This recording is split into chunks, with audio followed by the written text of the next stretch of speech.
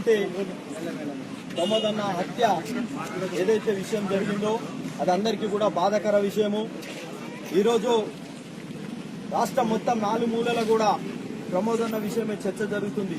కారణం ఏంటంటే ఒక గజ దొంగ రియాజ్ అనే వ్యక్తి అన్యం పుణ్యం తెలియని కమిట్మెంట్ ఉన్న ఆఫీసర్ని దారుణంగా హత్య చేయడం జరిగింది.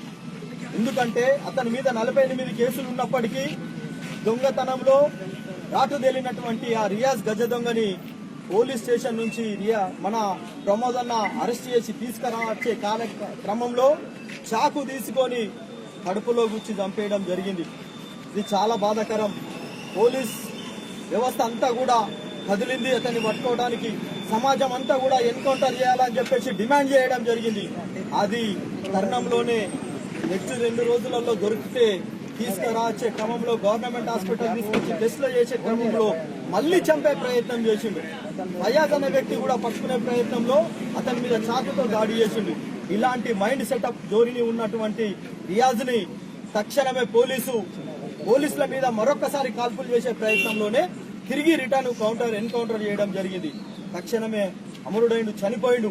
ఆ రోజు నిజామాబాద్ జిల్లా మొత్తం కూడా నరకాసూరుని ఏ రకంగా అయితే వర్ధన జరుపుకొని పండగ చేసుకుంటామో రియాజ్ అనే వ్యక్తిని ఎన్కౌంటర్ చేసిన తర్వాత హిందూ సమాజం అంతా కూడా ఆ రోజు దీపావళి సంబరాలు చేసుకున్నాం. ప్రమోదన్న బాధను ఆ కుటుంబానికి ఎవరు కూడా ఆ చనిపోయిన లోటును పూడ్చలేరు. వారికి ఆత్మశాంతి కలగాలని చెప్పేసి ఈ రోజు కోటగిరి యువత అంతా కూడా కదిలొచ్చి వారికి నివాళులు అర్పించడం జరుగుతుంది.